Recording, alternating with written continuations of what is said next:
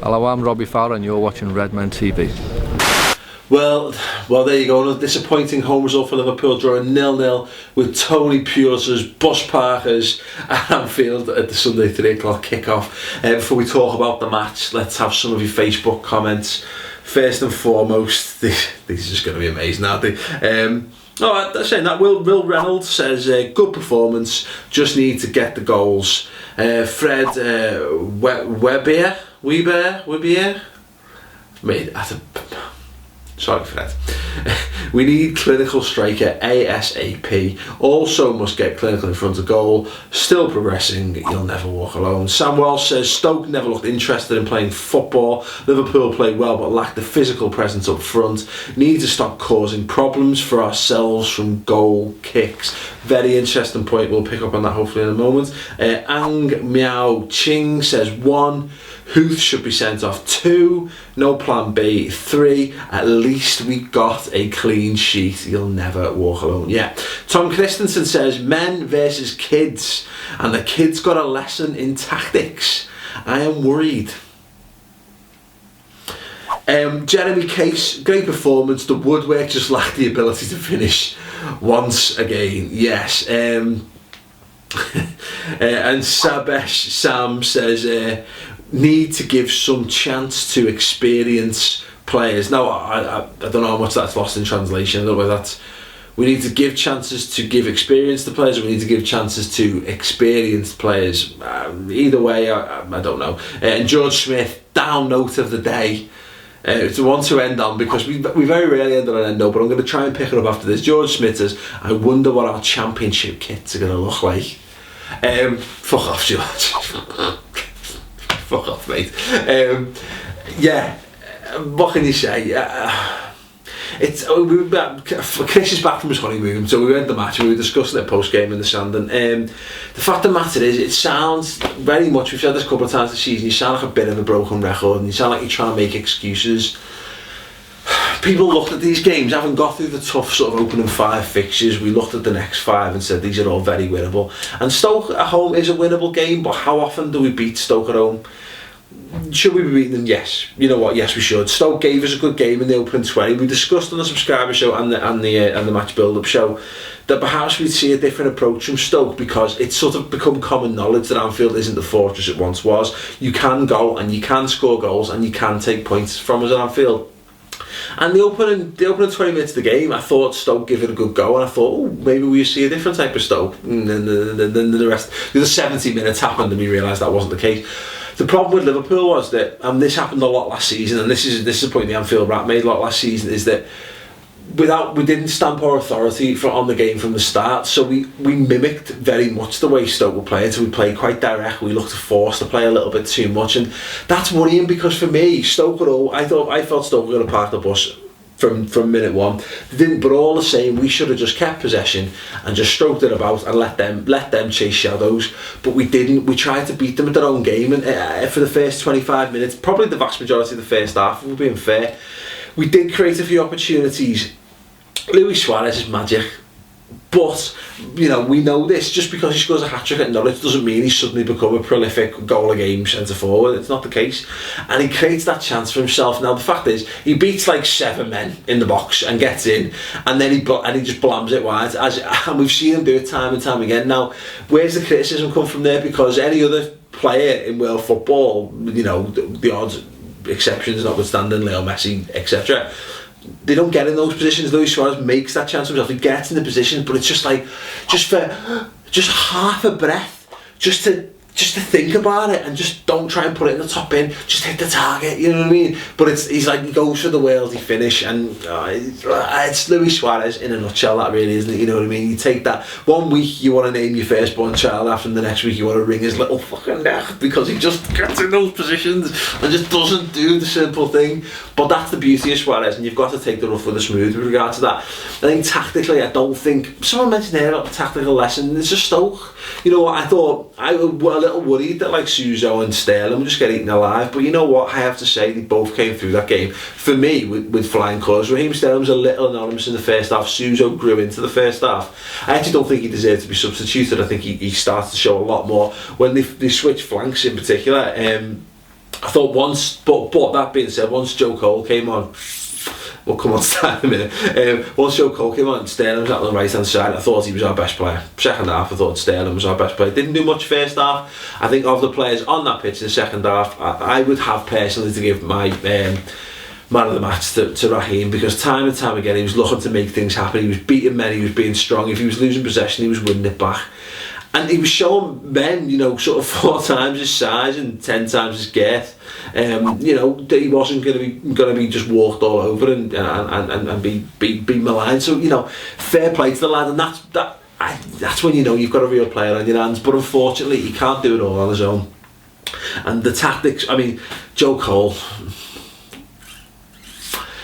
he didn't do anything wrong apart from that fucking ridiculous attempt at a volley. No, it's the last minute, Joe. It's the last minute. It drops you into the box, and that's why I don't rate Joe Cole. I was going to say don't like, but I don't know him, so I can't say that. But that's why I have an issue with Joe Cole as a Liverpool player, because that's Joe Cole through and through. He thinks he can stick that in the top bin, and I'm sorry, but he doesn't have a track record of doing it. So there's nothing in his career that suggests he can. Yes, he scored an amazing goal for England 10 years ago in, what was it, like the World Cup or the Euros or something, against Sweden. Brilliant. What did he do for the rest of the tournament? He spent the rest of the tournament trying to recreate it. Joe Cole to a T. He was on the pitch for 5 minutes.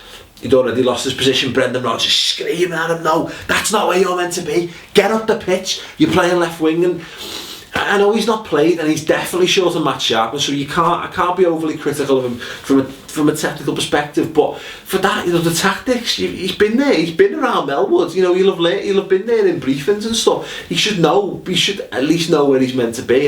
But that's been a long-term criticism of Joe Cole. We'll talk more about Joe Cole on the subscriber show this week anyway, because I'm sure we can have a field day with him. And it's not fair really to single him out for major criticism. I just thought on the whole we weren't great. We just didn't press the advantage. Steven Gerrard's looked great the last couple of games. I don't think he had a best game there. We've given Gerrard some criticism in the weeks gone by. I don't think he was bad, but what I'm saying is I just don't think it quite worked. The problem is Nuri Sahin, for me, I didn't have a good game. Now, when you look at that midfield three, you needed someone closer to Suarez. You needed an attacking midfield threat. Games like that, if you're going to have 2 banks of 4 or basically 10 men behind the ball, and sometimes you need someone playing attacking midfield that you can just pick up half a yard of space and snot it in the top bin. And I don't think Sahin, although he did it against, well, you know, thanks to a mistake from Foster, he did score from distance against West Brom. That's not quite his game. Gerrard had a good effort in the first half, a very rare, decent effort from distance in recent years. Great to see, but there wasn't enough of that from us. It was a little bit too cute, it was a little bit too precious at times, and it needed someone to be a little bit more direct, take the game by the scruff of the neck. And I thought they were there for the taking. We should have created more clear-cut chances, but the ones we did create, Glen Johnson, phenomenal ball from Steven Gerrard. He comes inside his man, takes it down, and it's same as Suarez. Take a breath, just a little bit of composure, and he can slot that, but it just he misses it. And that summed up our afternoon. In games like that, you're only going to get a limited amount of chances, and you just need to be, mentioned in one of the comments, clinical is the word, and clinical is exactly what we weren't. It just boils down to, once again, we don't have that lethal centre forward. Is that an issue? Yes, I think that's definitely the issue. Asaidi, Chris mentioned this after the match to me, that maybe he's not quite an impact player. In fact, that wasn't Chris, it was Mike. Not an impact player. Perhaps he needs the full game. I thought he deserved to start, but that said, I don't think Suso and Sterling did anything particularly wrong. It's one of them games. They got battered pillar to post. Stoke are a fucking horrible team to play against. But one thing I want to say is just come back to mind. People booing Charlie Adam when he went off the pitch can fuck off. Just fuck right off. You know what? Because you're not Liverpool fans. That's not how we do it. I don't know who those people were. You know what? Even if he's had an incident in the game, he's an ex-Liverpool player. Don't care if he didn't set the world alight at Liverpool. He's an ex-Liverpool player. He came in. He was alright. You know what I mean? You give him a round of applause. Now I clapped him when he went off the pitch, and justifiably so. You know what? The problem is, someone said this to me about Michael Owen in the build-up. We hope Michael Owen gets a good reception. It was because it said to me, you know, because I don't want us to be like every other club, just booze players you've left and all this. Michael Owen is a bit of an exception, because there is the whole Judas cuntness of it. and Fernando Torres as well. But but Charlie Adam, he's just a Liverpool player. He just wasn't good enough for us in what we were trying to do. It's not his fault. Doesn't deserve any excess stick. So if you boo Charlie Adam, have a fucking word with yourself, because I think that's an absolute disgrace. Anyway, you know, look, let's just leave it there, because at the end of the day, 0-0 draw. We all know that we could have done better. We all know that we dominated the game on the whole. We should have created more chances. We should have been more clinical in front of goal. Same old story. Are the positives to take from? Yes, clean sheet, amazing. You know what, we were talking on this show before the game saying how it basically wasn't going to happen. So there you go, we got one. There's some positives. Pepe Reina's passing was woeful, I will admit that. But you know what, again, you know, we didn't concede. They didn't pose any genuine threat. We nullified whatever they offered, so fair play. For me, we thought Peter Crouch was excellent first half. Give him his dues, give their team the dues. Stoke came and they did what they do, and it was up to us to beat them, and we couldn't today. So what can you take from that? We'll move on. You know, we've got a nice international break to look forward to. Fucking amazing. And then we've got Redden. We've got to go and beat Redden. Simple as. Anyway, we'll move on. If you want to have some more detailed and slightly less drunk and perhaps slightly more insightful insight into the match, then do check out next week's subscriber show. Part 1 will be online Wednesday, part 2 following on Thursday evening. If you want to check out last week's, that was good. That was fun. We beat Norwich. The mood was buoyant. They're on the redmentv.com, free for a month if you've got PayPal, so you can check it out, see what you think. Check all the past shows out as well. They're over there. That's where we keep them. As well as a lot of exclusive sketches and interviews and yada yada yada. Definitely worth checking out. If you think it's crap, you can cancel it by all means. But hopefully you will think it's amazing and think that the subsequent £2 a month is just, you know, it's amazing Value for money. I think, as we've often said, Luis Suarez will work far better when we've got someone else in and around him who does score the. You know, we said it last season, whether the goal poacher exists in modern games, whether you can fit him into a side is another question. I've been thinking that all season, and I was angry that we let Carroll go, not because I'm a big Carroll fan. You just like ponytails. Because, well, of course, just something to hold on to. No, because we didn't bring anyone in, and that's why I was angry. Should be sitting here. But the thing with it is, justifying you move up the coach. Yeah. With Sarkin coming in and Suso coming in, I actually beginning to see signs that maybe he can be, so I can be the false Suarez nine. just needs to play with talented footballers. It is honestly. Anyway, check it out for yourselves, make up your own minds. Anyway, thanks very much for watching. We'll be back on the aforementioned subscriber show with Mr. Chris Pajak. He's tanned, he's blonde, he is back in his hot seat. So do tune in for that, it should be a good laugh. Anyway, thanks very much for watching, and good night. Ta-ra.